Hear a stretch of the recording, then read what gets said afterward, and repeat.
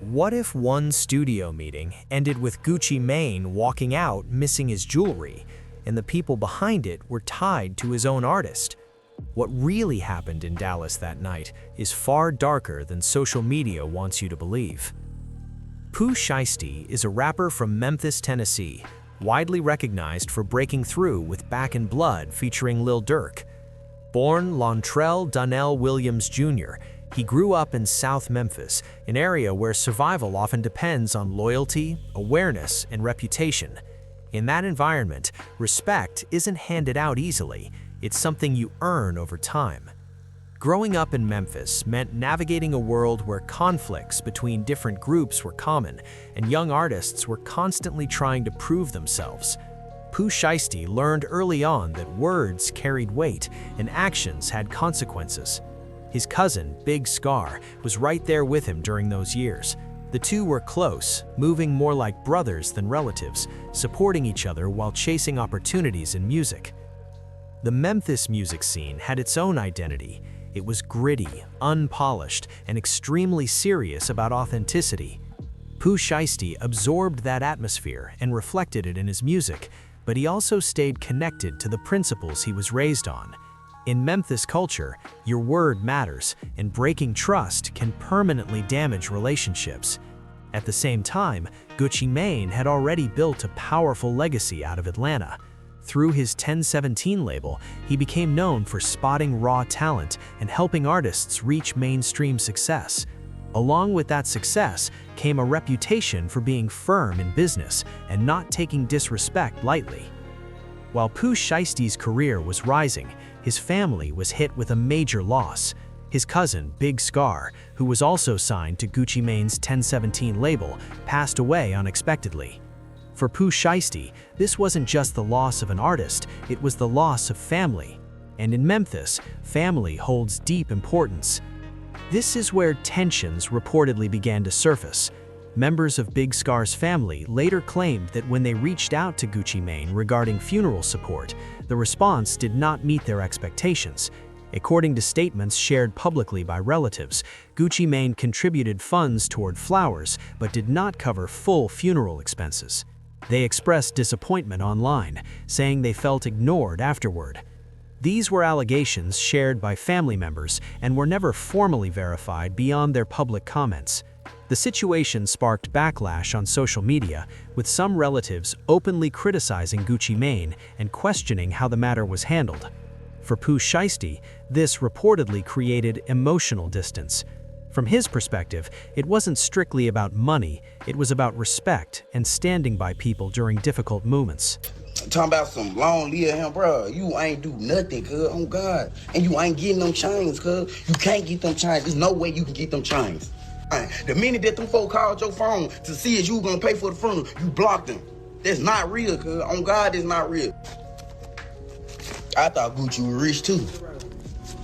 Ha, food all up. In Memphis culture, when someone passes away, community support is expected. Because of that, some fans and insiders viewed the situation as a breakdown in trust.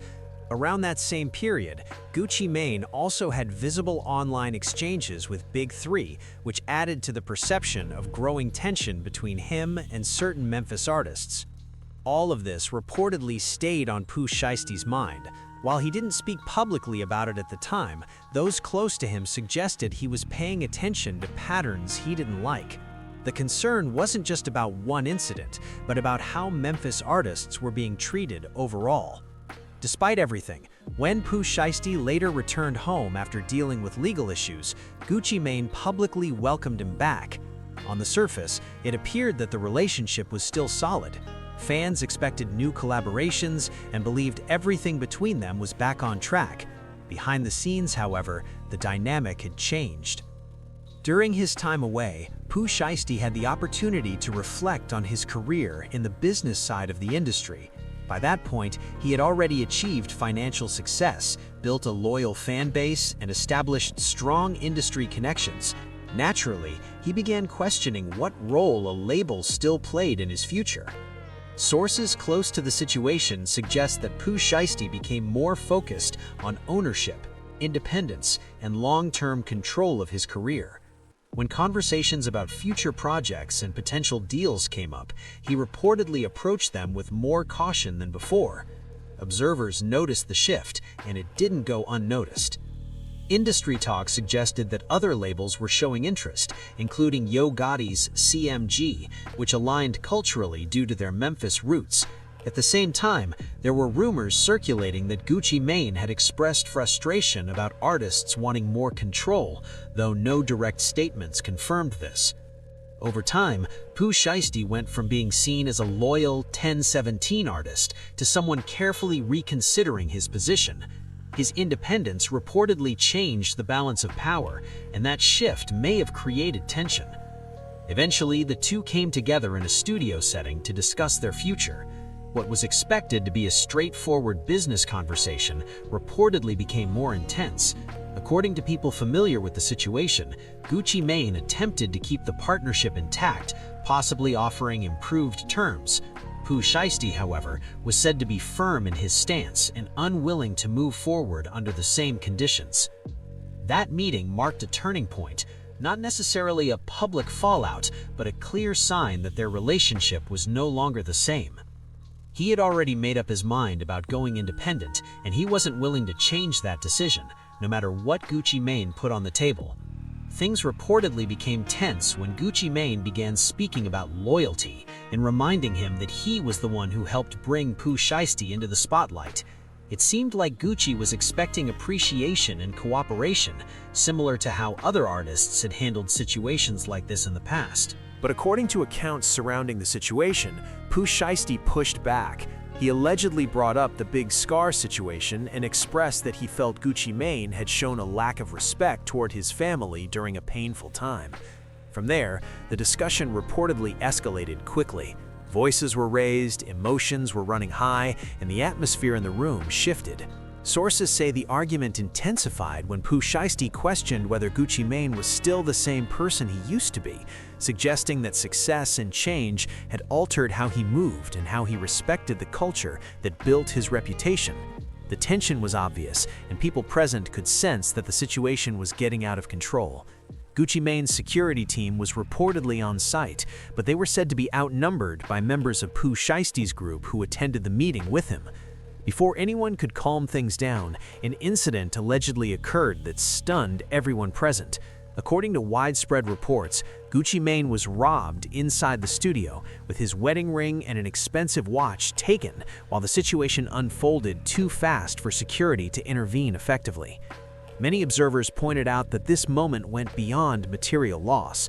Taking a wedding ring carries heavy symbolic weight as it represents family, commitment, and personal boundaries. From that perspective, the incident was seen by some as a message about vulnerability and respect rather than just valuables. The situation reportedly unfolded so quickly that preventing it wasn't realistic. When people are caught off guard and outnumbered in a confined space, survival and de-escalation often become the priority. Pooh Shiesty never publicly denied that something happened, but his explanation, according to those familiar with his position, was straightforward. From his viewpoint, he felt disrespected first, especially regarding how the Big Scar situation was handled, and believed the incident was a response to that. At the same time, Gucci Mane was dealing not only with the loss itself, but also the public embarrassment of it happening in front of others. Word spread rapidly through social media and the hip-hop community, with fans and commentators sharing opinions almost immediately.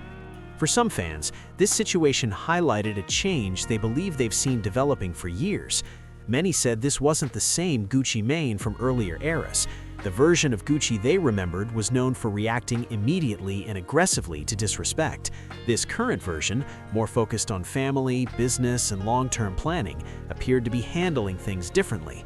That difference sparked debate. Some people questioned whether growth meant losing an edge, while others argued it showed maturity. There were plenty of exaggerated claims online, with some suggesting how the old Gucci Mane would have reacted, but those statements remain speculation rather than confirmed facts. According to people close to Gucci Mane's camp, his frustration wasn't primarily about the items taken. Instead, it was about the level of disrespect he felt by having something like that happen in his own space.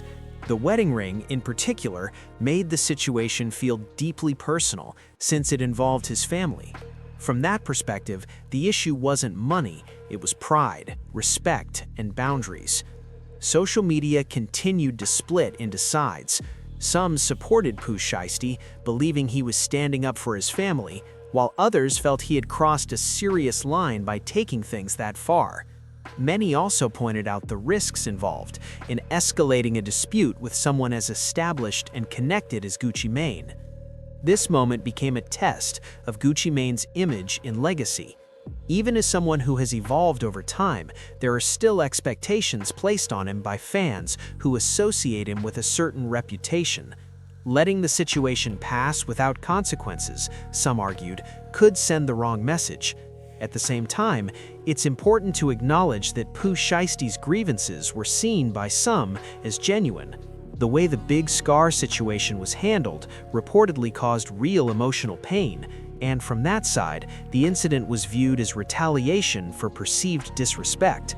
Still, many observers noted that industry conflicts, especially involving former business partners, rarely end cleanly when they cross personal lines. The unfortunate reality is that this entire situation may have been avoidable with better communication early on. If things had been handled with more clarity and sensitivity, it might never have reached this point. How it ultimately gets resolved remains unclear. It could involve legal discussions, private mediation, or simply time and distance. What is clear is that this conflict has permanently changed the relationship between both artists. People within the industry have reportedly tried to encourage calm and resolution, knowing that both have families, careers, and legacies at stake. The hip-hop world continues to watch closely. How this situation is handled moving forward will shape how both Gucci Mane and Pooh Shiesty are remembered. Whether it's resolved quietly through business channels or addressed in another way, the outcome will matter.